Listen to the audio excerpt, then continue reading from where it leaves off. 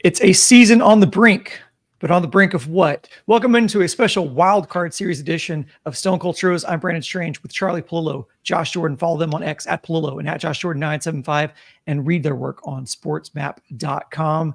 I think we'll get to the bottom of the ninth and all that action in just a second. Let's start from the top here. Like we said in the preview, it's always a guess as to which Framber Valdez shows up in the postseason. In game one, it was not the dominant Fromber.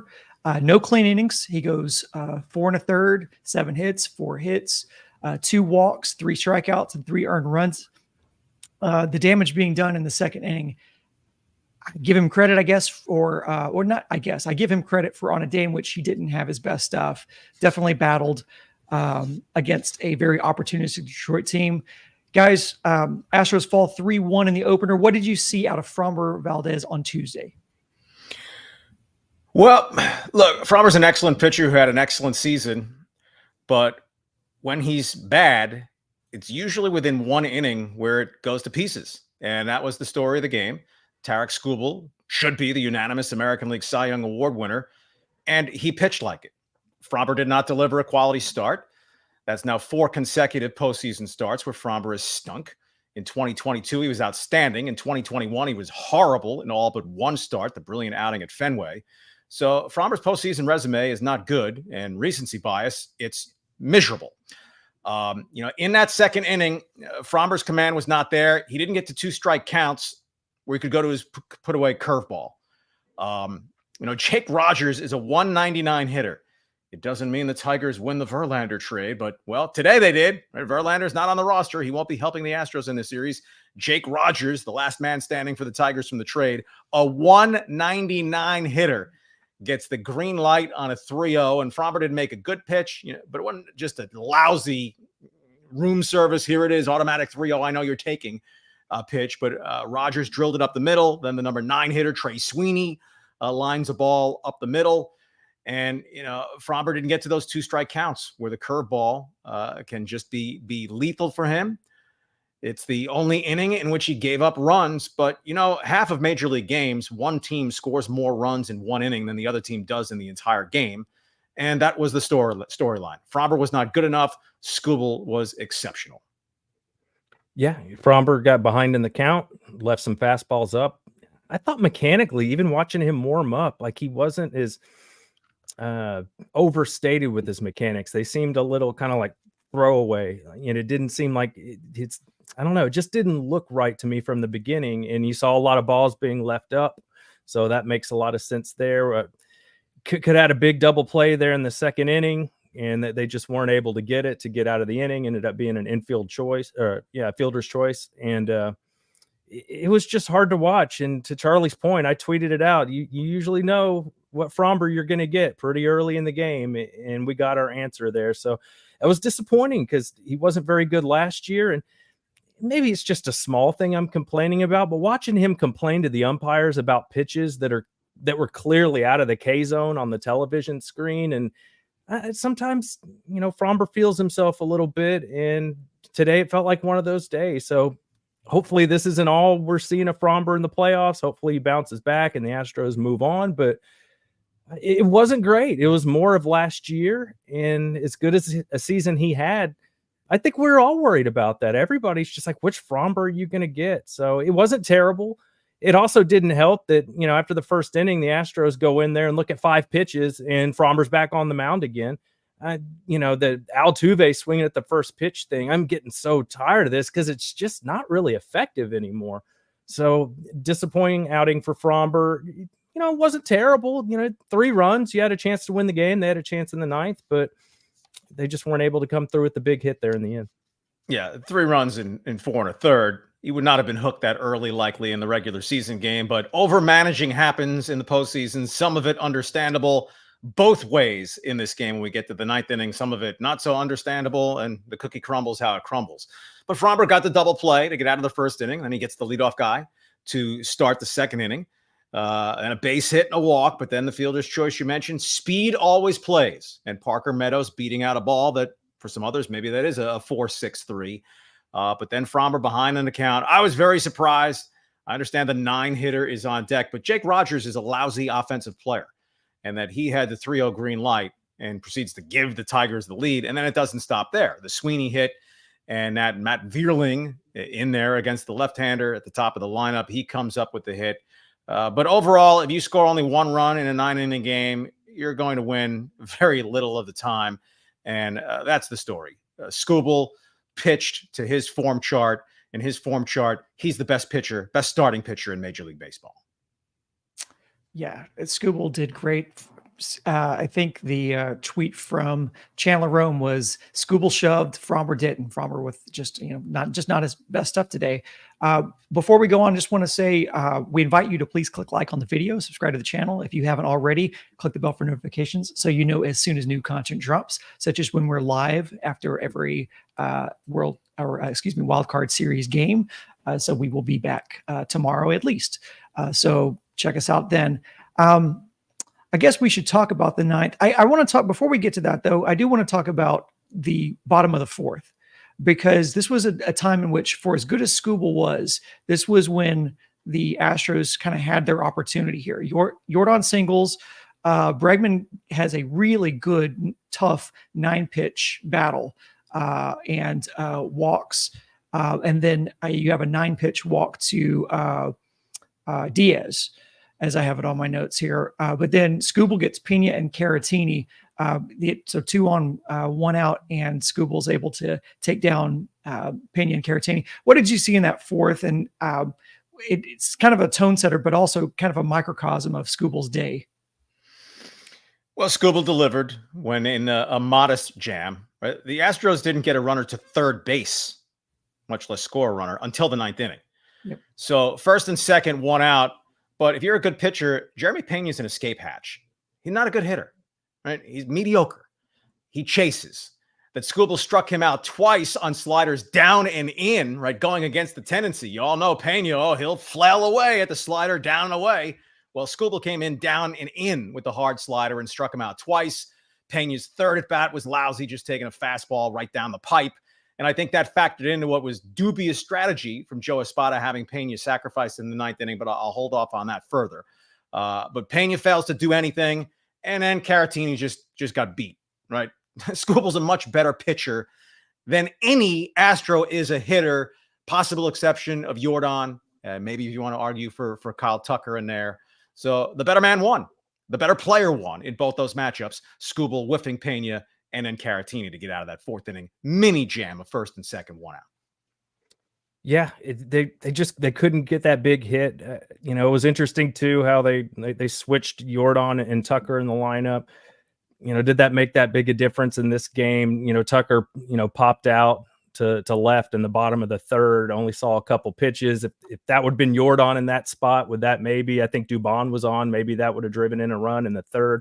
And then, in the 4th, just that was a bad at bat by Caratini. He had 2 fastballs, middle, but they were good, hard fastballs. And that outside change, he had a bad swing on that. So it was tough to watch. And that's, I think Altuve had like an attempt at a fake bunt in the 3rd. And then, he tried to lay down a bunt and he didn't get it. And then he just popped out. I'm just kind of tired of seeing that approach, with Tuve. I'm like, you're one of our power hitters, man. The Crawford boxes are right there. Like, let's try and put a charge in it. But they weren't able to do it. And credit to the Tigers for when they were facing Fromber, all their right-handed hitters were either hitting it to right field or up the middle. They weren't trying to pull that curveball. I think that was an AJ Hinch kind of thing. Like, hey, when you're facing Fromber, don't beat the ball into the ground and roll it over to short and to third base over and over again. Try and punch it to right field, hit it up the middle. And they were able to do that. And I think that was a big difference in the game.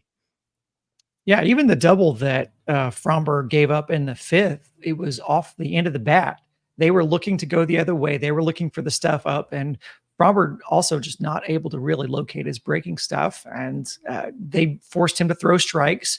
And when it was anywhere close to the zone or caught too much of the plate, they were very opportunistic with those at-bats.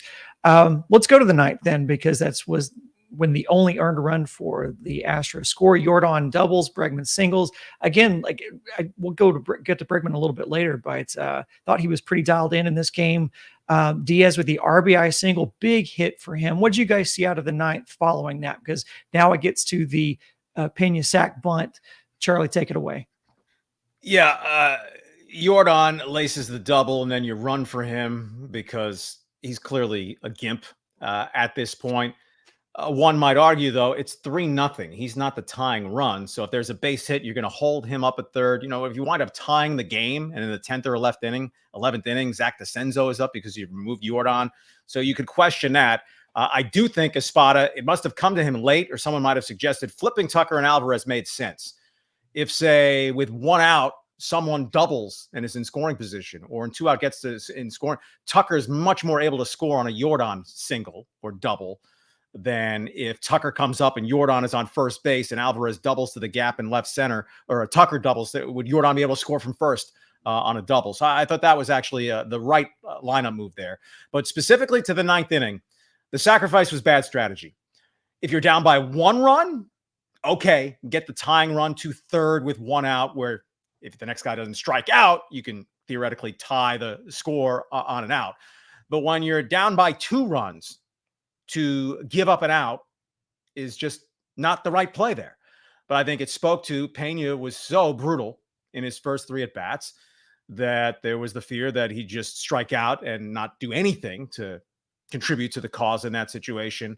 Or if he rolls over and grounds to short, he's fast, but it's not like Pena never hits into double plays. So it truly was a sacrifice, giving up a chance for a hit to further the inning after you just had 3 consecutive hits. I thought wrong call, Espada. Down 1 run, okay. Down 2 runs, no. Caratini's had some notable hits this year, but you needed to go at least 1 for 2 in the next 2 at-bats after giving away an out with that sacrifice. Caratini slices a pretty routine play to left, and then you get Chaz put up, and I thought almost an unfair spot and lousy season. Then doesn't play at all down the stretch because of the broken finger. Now against a righty, go up there, Chaz, and do something fluky or miraculous to win the game. He has a tough at bat, fouls off some pitches, walks to keep it alive, and then Jason Hayward with the little humpback liner to first base. What are you going to do? But boy, the Astros were 1 hit away. Reminder, this team did not win a single game the entire season. It trailed after 8 innings. 0-56. Well, now 0-1 in the postseason, but A.J. Hinch got close to getting roasted, I think, for a 2nd consecutive postseason game. We remember his last one, Game 7 against the Nationals here, that he takes out Tyler Holton, who's been his best reliever late in the season, the lefty, with Jordan leading off the 9th inning. He goes to Jason Foley because robot, same situation, must go to closer in 9th inning. Foley has not been his best relief pitcher. He's not a great closer. He's just a closer. And then sure enough, the Astros string together 3 hits. Hinch pulls his closer, thinking, to go to a guy in Brisky who had 1 save the whole season, has control issues, but results-driven business. It worked out, and Hinch escapes getting barbecued in Detroit the way he was in Houston after Game 7 with the whole pull Greinke thing. Yeah, there's a few things to get there. Hader going in the game in the 9th inning down 3-0. I think a lot of us were kind of like, oh, that's an interesting decision. I understand you want to keep it close, but in theory, you're probably going to lose this game, and you're going to need Hader tomorrow and hopefully the next day. But it worked out. He got him out. Of course, he made it interesting, right? Like Hader can't give you that clean inning when you need it, but he got out of it. I thought that was an interesting decision there. I don't know if I would have gone that route with it. I thought Blanco did a really nice job in that game. I know he'd been pulled out a little before that, but just credit to Blanco for keeping it close for that long. But then I saw this stat, forgive me, I can't remember who to credit this to from Twitter, but since MLB adopted the best of 3 format in 2022, teams who have won Game 1 are 8-0 in those 8 series. Of those 8 series, only 1 of them was not a sweep. So Joe Espada probably knew that, and he's like, let me get Hader in there, give my guys a chance to bloop in a blast, and then find another way to get another run and tie this thing up. So I thought it was interesting seeing Hader in there. As far as Pena, man, he'd struck out 3 times already, and he's going up against guys with nasty breaking stuff, right-handed pitchers and throw hard. I thought he had a better chance of beating that throw out than he did at getting a base hit. And he was about that close to beating it out too. Pena, he almost got there. So I didn't really have a problem with the bunt because I didn't have any confidence in what I had seen from him so far in the game. So, and what have we seen from Pena most of the year? It's usually he legs out infield singles. That's a huge part of his game. So in the bunt situation, I think he was so making sure that he got it down that it cost him a little time running to first base, which you have to do in that situation. If it is a sacrifice, you got to get it down. And that's what he did. And, the results are the results. But also if Chaz comes through with a big hit, we're going, hey, great call there, having Pena bunt, but it just didn't happen that way. So those were my takeaways there at the end of the game. It was a lot of credit to Chaz. I mean, he hasn't played in a long time. That was a hell of an at bat from him, laying off some close pitches.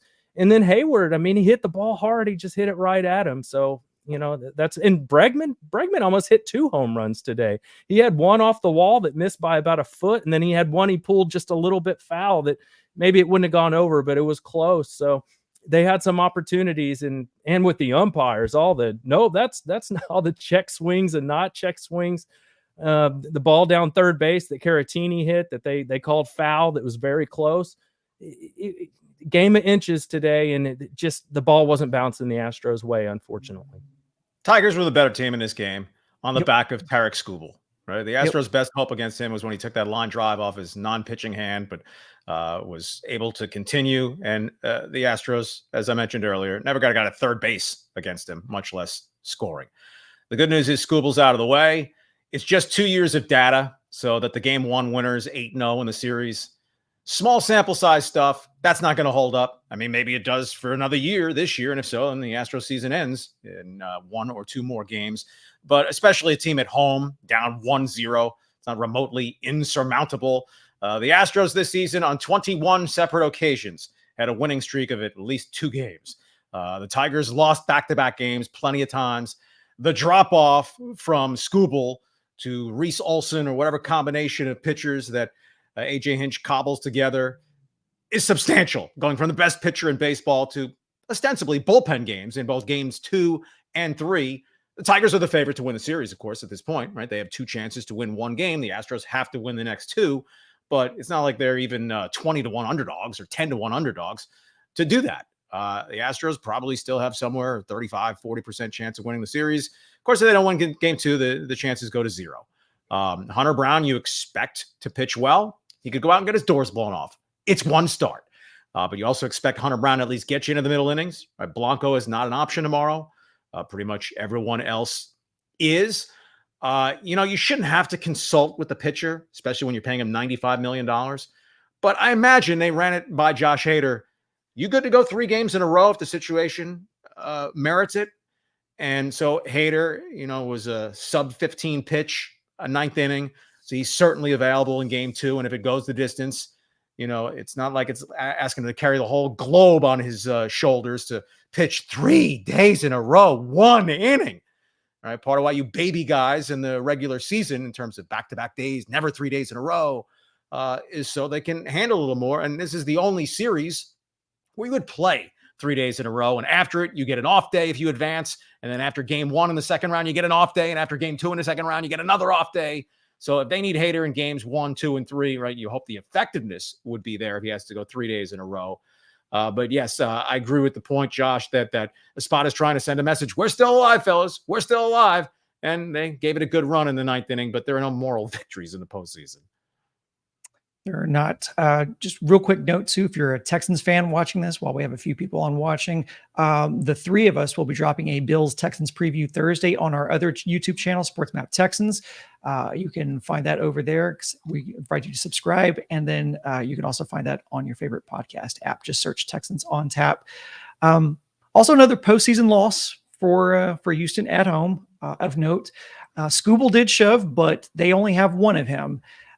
So Charlie, what's your confidence that Houston's offense can wake up against some different arms? And then also, how does the pitching advantage shift from game 1 to game 2? I won't be in the least surprised if the Astros win game 2, 8-2. They're a front running team. They pile it on. And in close games this season, they stunk, right? 17-27 in 1-run games. Mentioned didn't win once, one behind after the 8th inning, 6-10 in extra innings. But when the Astros get it going, they can really get it going. And they could do that 2 days in a row, or they could win games 4-3 and 3-2. Right? We're talking blink of an eye, snap of fingers. That's how quickly it goes. But Hunter Brown gives them the starting pitching edge in game 2. If you get to game 3, you say Kikuchi gives you that advantage in game 3. But the offense has to do something. Their chances are better. Of note, right? If Hunter Brown has all his stuff together, he's a challenge for any lineup. But the Astros are going to see the Tigers' best offensive lineup in game 2. We talked about this in the preview, right? Kerry Carpenter, their best offensive player for his playing time this year, but barely played at all against lefties, right? He wasn't in the lineup to start the game. He got to be in there against Hunter Brown, 930 OPS guy, Kerry Carpenter. Colt Keith, their quality young second baseman, left-handed hitter, wasn't in the starting lineup, came off the bench, drew a couple of walks. He's going to be in there against Hunter Brown. Riley Green, their best all-around player, way better against right-handed pitching. Obviously, he'll be in the lineup tomorrow. Parker Meadows, probably their next best offensive player down the stretch, left-handed hitter. He gets the turnaround platoon advantage facing Hunter Brown. So the Astros season obviously could be over 24 hours after they drop game 1.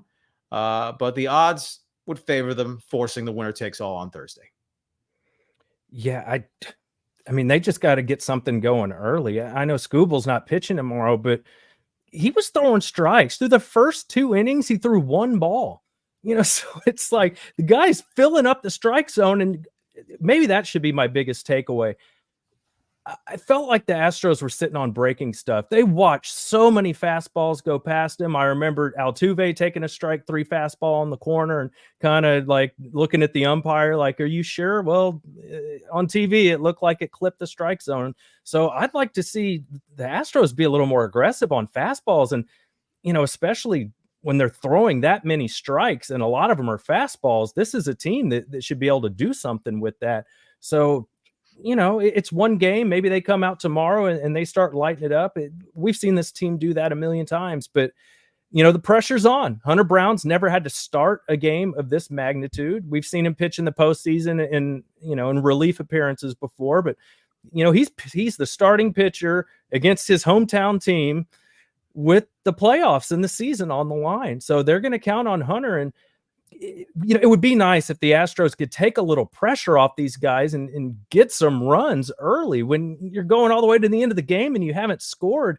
I mean, I don't know about y'all, but up until the 9th inning, I was just like, man, this is one of the least amount of actions I've seen in a postseason game. I was just looking at my phone like, come on, is something ever going to happen? So hopefully tomorrow is a little more action. It's in the Astros' favor. And we get to see a game 3, which should be exciting. Those are fun games when everything's on the line. And hopefully they don't have to go to Kikuchi tomorrow, because it'll be interesting to see what game 3 would look like if you shoot both your Hunter Brown and your Kikuchi bullets in one game. And to Charlie's point, they might have to do that because of that matchup against lefties where Kikuchi, he has the advantage against some of those lefty hitters for the Tigers. So I thought it was interesting, just quickly in the press conference, Joe Espada, they asked him about who was going to start game 2. And he said, it's going to be Hunter Brown. And they're like, did you just decide that, or how did that go? And he goes, no, we knew we were going to do that from the beginning. We just weren't going to tip our hands and tell you guys.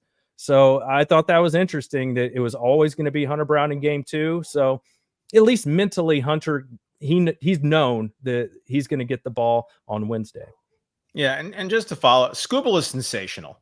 And he can get you to chase with the nasty slider.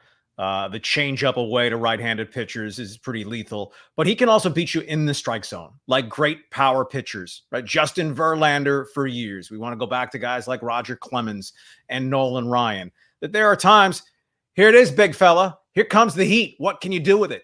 And the Astros couldn't do anything with Scooble's stuff. He's going to be should be the unanimous Cy Young Award winner in the American League with good reason. He was the clearest and most present danger of the Astros drawing the Tigers in a best of 3. Oh, no, you have to face Scooble in game 1. Well, maybe Fromber could outpitch him. Fromber did not. But let's note, the Orioles didn't exactly smack around Cole Reagans of the Royals, right? And if the Astros had gotten Kansas City, it would have been Cole Reagans followed by Seth Lugo. At least in game 2, the Astros are getting a pitcher that they should, or a combination of pitchers they should be able to do something with. If they don't, well, then see you in 2025. Bullpen was scary at times. Neris and Blanco found themselves in and out of jams, but even though it wasn't the cleanest of innings, and granted, Josh, you said something about, Hader can't have a clean inning. Had he had a clean inning, I think he would have been the only one for this entire game. There were no clean innings for Astros pitching. And besides Skubal, I'll just say the Tigers played a tough game. The old cliche of tipping your hat to the team, and on Tuesday, the Tigers were the better team. Charlie, give me your final thoughts out the door on how the Astros can salvage themselves another win and extend it to a game 3. And as a chaser to Skubal, Will Vest was awesome. He just came in his inning in 2/3 and just absolutely blew away the Astros with a pair of called third strikes and a couple, you can't catch up to my heat, swinging third strikes. The Tigers had the best ERA in Major League Baseball after the All-Star break, not the Astros, not the Guardians, who by far for the season had the best bullpen ERA. So A.J. Hinch, you don't have Brent Strom doing the work on the pitching staff, but they have put together a bullpen that lacks a lights-out closer, but has some depth to it. They didn't even go to the young phenom, Jackson Jobe, who's another bullet in the chamber. So, the Tigers are comfortable going with the kind of starter opener games because they did it a lot as they were going 31-11 down the stretch to even get into the playoffs. And, they're not like playoff games when you're playing before 12,000 people in Cleveland in a game in August. But they've been playing and chasing and playing pressurized games for a while.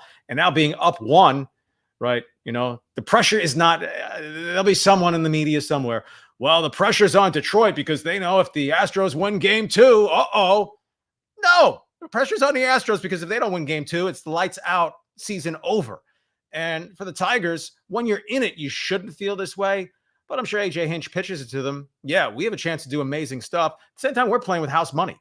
Who in the heck thought the Detroit Tigers would be here? And they're challenging the almighty Houston Astros and now have a chance to take them out.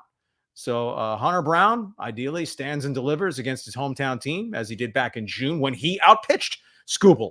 But when the Astros were able to beat him, Fromber was not up to the task. And obviously Skubal was better than he was in that game back in June. If you're the Astros, you trust you can just summon up who you think you are, right? A top 5 in runs offense. Forget about the fact that they can blow you out, but they struggle to beat you in close games. I just hope they don't have Jordan on second with 2 out in a key spot too early in the game to pinch run for him, and he's unable to score on a single. And the next guy then fails to get the run in, right? The margins are erased now, right? The Astros break out every cliche from backs to the wall, there's no tomorrow and all that. But in the end now, you just go out and play. You do, you don't, you will, you won't. I think one of my positives from this is Jordan in one leg is better than every other hitter on the Astros lineup. So at least I'm encouraged that hopefully he can go out and have another good game. But to go along with that, somebody besides Bregman and Jordan have to come through in this lineup. Altuve had that one bloop hit. Tucker went 0 for 4. Diaz had a hit and a walk. We talked about Pena. He couldn't even put the ball in play. So they got to find a way to get some other offense. So I'm looking at you, Mr. Astro, come on, Altuve. I know he's had slumps in the postseason before. We've gone over that, but they really need him tomorrow, and Kyle Tucker as well. So if Jordan can go out there with a brace, not even knowing if he's going to play, and give them a legit chance to win the game in the 9th inning, have a couple hits on the day, the other guys need to go out there and do something similar, or this series is going to be over tomorrow. It's snobbery of anyone to think, well, how can the Astros lose to the Detroit Tigers? As we covered in the preview, the Tigers have had a better record than the Astros since the All-Star break. They had a better record the last month of the season. And counting game 1, total 2024 victories, Houston Astros 88, Detroit Tigers 87. So it's a micro upset if the Tigers finish the task. But, the Astros have the pride. It would be shocking if they come out and curl up and die. They've faced elimination games before. Of course, I've lost a number of them. It's not like they've won the World Series the last 7 years. But we can analyze until midnight. You go out and you win the next day's game. The most important player starting the game for the Astros is Hunter Brown. I can't analyze till midnight. I got some stuff to do. But Josh, you talked about the importance of a team or players kind of playing, being in rhythm ahead of, having a good vibe about them going into the postseason. That's the Tigers. The Tigers have been very opportunistic and winning games, and that's how they find themselves here. What I take away from it is that Bregman looks locked in, had a couple of great at-bats against Skubal, 9-pitch walk, 8-pitch single. Like, guy looks dialed in against a pitcher who was really, really tough today. So you like to see that.